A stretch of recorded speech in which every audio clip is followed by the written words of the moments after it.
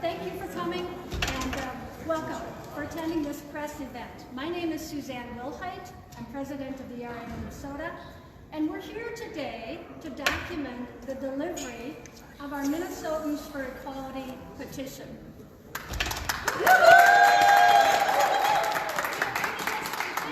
To Senate leadership, as we're declaring that it is time for Minnesotans to vote for the Equal Rights Amendment to be added to our Minnesota State Constitution. Yes.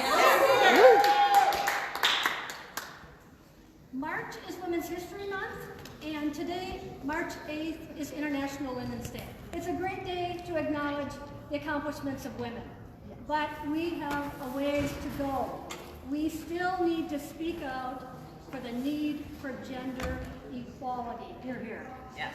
As most of you know, we do not have gender equality under the law, and our Minnesota State Constitution does not prohibit discrimination on the basis of sex or gender. That is something we can correct. Women are half the workforce.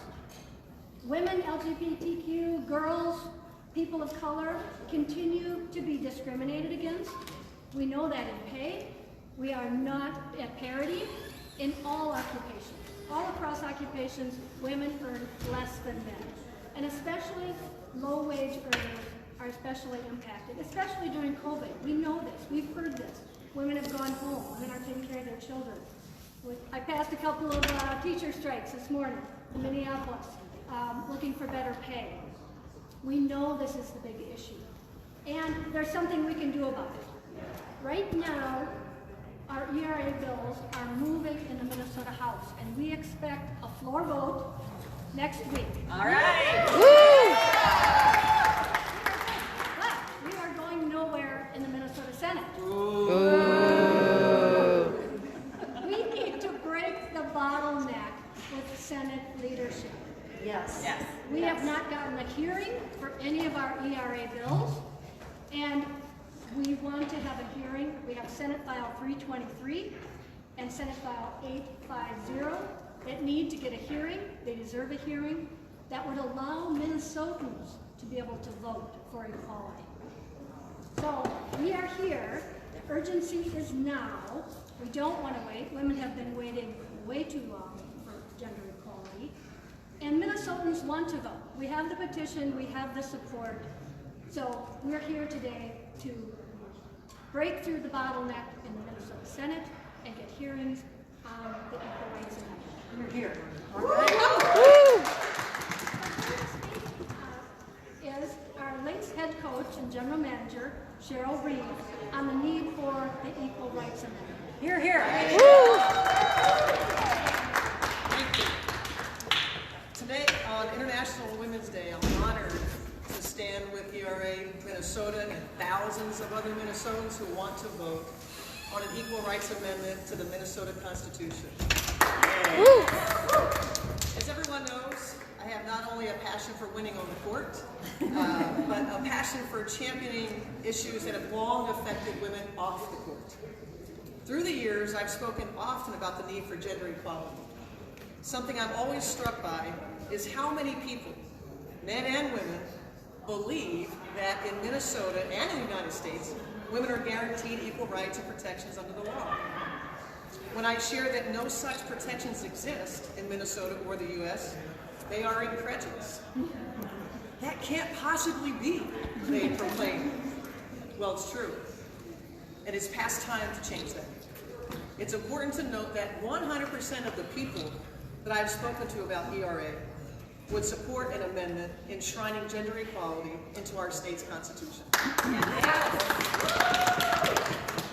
I'm here today. I'd like to thank those in our communities that have been fighting, many that are standing here, for half a century. And even before, maybe not all those are here today, the ones that, for the last half a century, those who have fought for me as a youngster, those who have fought on behalf of their mothers, those who fight for their sisters, their daughters, to have equal protection under the law. Your resilience is empowering. Minnesota is my adopted home. I've always been so proud of our state and our capacity to be a leader in many important issues. It would make me proud once again for Minnesota to join the 26 other states in the U.S. to have added an equal rights amendment to their state constitutions. Here. It is long past time to guarantee equal rights for all in the Minnesota state constitution. Tell our Minnesota legislatures that we want to vote for gender equality in the November ballot. Thank you. Thank you, Cheryl Reed, and I'm Betty Folliard, founder of ERA Minnesota. I want to introduce our next guest, and that is Senator Mary Kunesh.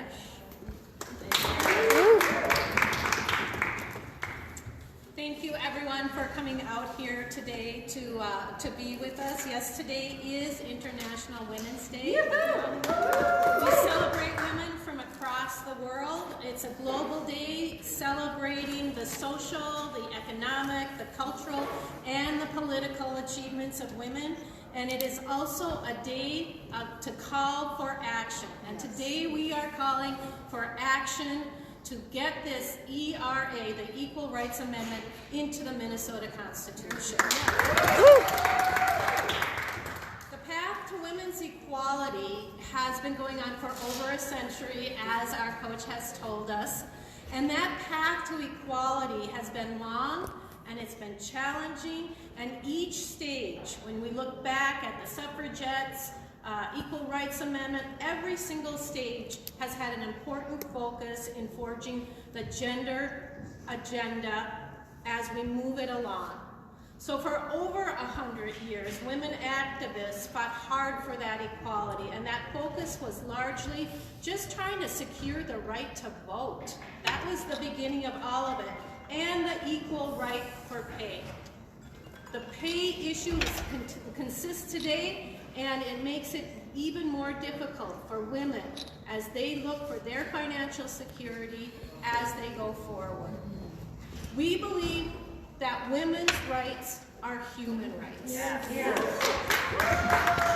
all have the responsibility to create a society, and especially here at the legislature, as we are creating laws and legislation, putting in place resources for families and communities to thrive, we are responsible for creating the kind of society where everybody wins.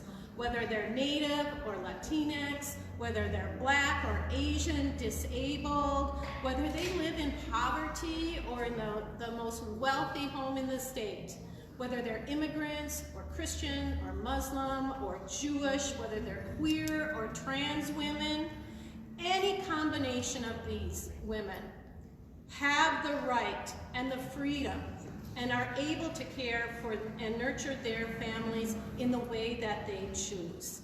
Unfortunately, here in Minnesota, we don't have that protection in our state constitution. That's right.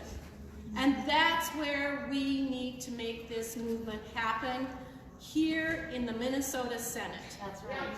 The Senate is the one that is driving it up. 3 years ago, I passed that amendment off of the House when I was in the House.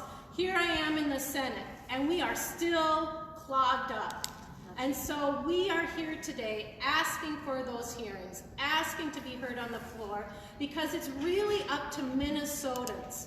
It's really up to the people of Minnesota to decide whether they want this amendment in our state constitution. Here, here. And just as we heard, almost 100% of the population, 94% if I'm not mistaken, have said, yes, we want these protections in our state constitution. And it's not just for women, it's for everyone. And so thank you for being here today as we address this issue. And I encourage us all to thank the women and the men that are here to support us and get this done, and reach out to our senators and our legislature, because we need to get that ERA amendment into the Minnesota Constitution. Here, here. Yeah.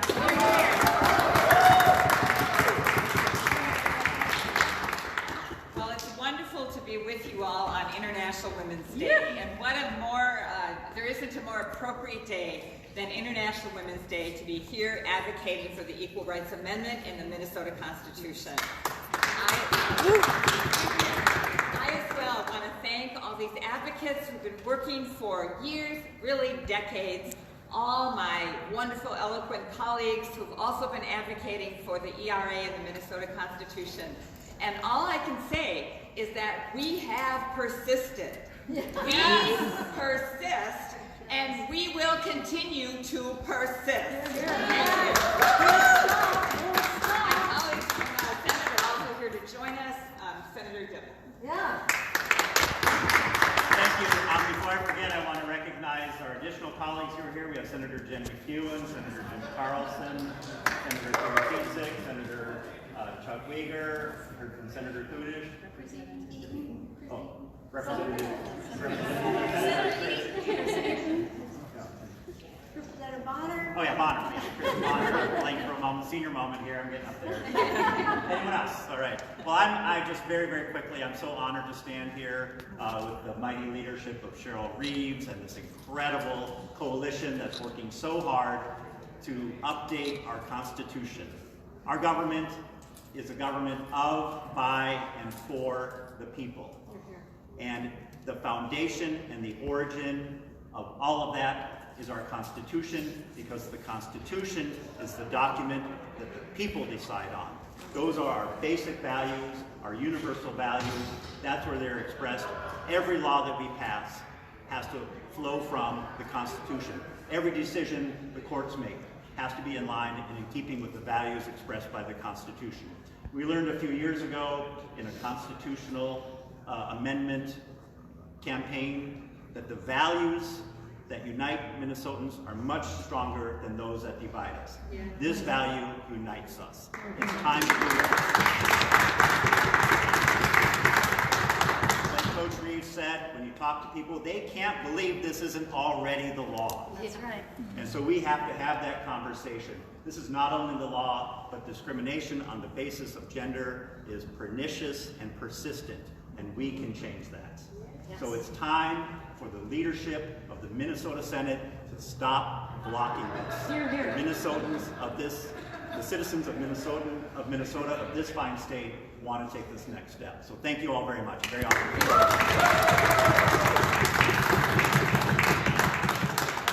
We're in the Senate building because we want the senators to hear that it's time to pass the Equal Rights Amendment. Can you hear us now?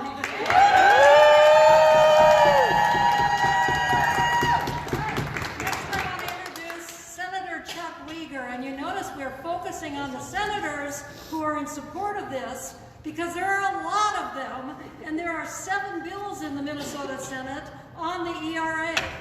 Go ahead, Chuck. Thank you, Representative Folliard. I'm proud to be one of the authors in the Senate for gender equality, for equal rights.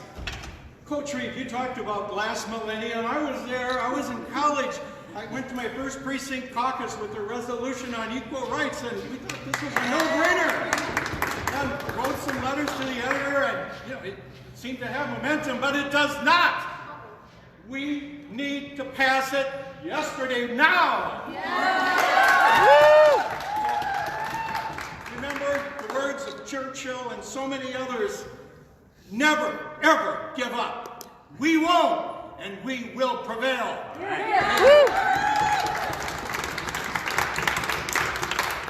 Can't stop, won't stop. Can't stop, Won't stop. Can't stop, won't stop. Can't stop, won't stop. Can't stop, won't stop. Can't stop, won't stop. Next, I want to introduce the chief author in the House, the bill that is sailing through the House right now, and we'll be getting a floor vote coming up next week with our other 2 bills. Representative Kristen Bonner. All right. Thank you, everybody, for being here to enjoy and to participate in International Women's Day with us. We have seen across the world countries who have already embraced the concept of equal equality and equal protections under the law, regardless of gender. It is ironic fact that here in America, where we consider ourselves to be bastions of democracy, and yet we do not have it. So let's talk about two things. Symbolism, and first we'll start with symbolism. Symbolism. We want to talk about how maybe someone said, this is just a symbolic thing. This is just symbolism. Less than 5 years ago, I sat in a Fortune 500 company in this very state and was discriminated against on the basis of pay. I had more qualifications, more responsibility, more time with the company, a dual role, and yet I found that in 5 years, I was cheated out of $100,000 worth of pay. And not only that, my department was almost 90% women. And it clearly became apparent that the other women in my department were suffering the same fate. Want to talk about symbolism? I don't think that's symbolism. I think we need justice. Yes. Then let's talk about the other issue at stake here, which is making sure that we have a world in which we have such irony. Irony. I am a lawmaker for the state of Minnesota. It is my job to review the budget and to make the laws of the state of Minnesota. And yet I do not have equal representation and equal rights under the highest law of Minnesota, the Minnesota State Constitution. Our head Supreme Court Justice, Lori Gildea, it is her job to interpret that law, to represent that law to the best of her ability. And yet, even our own Supreme Court Justice cannot claim justice under the very law that she represents. Let's talk irony.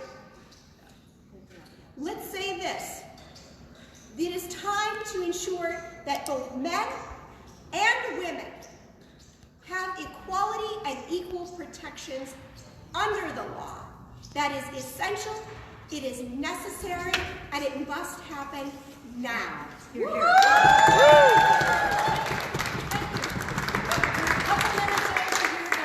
If there are any questions, that we take questions. Any questions? Yes. Have there been Identify yourself too, please. Tori with Axios. Have there been any like new or constructive conversations about a hearing in the Senate? Can anybody speak to that? I have spoken with Rachel Bakke in Senator Miller's office, and she said that she was watching the actions of the House, and now we've passed it through the second committees, 3 bills through the second committees.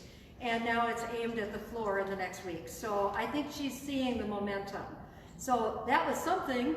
That's where we are today. Thank you. Yes.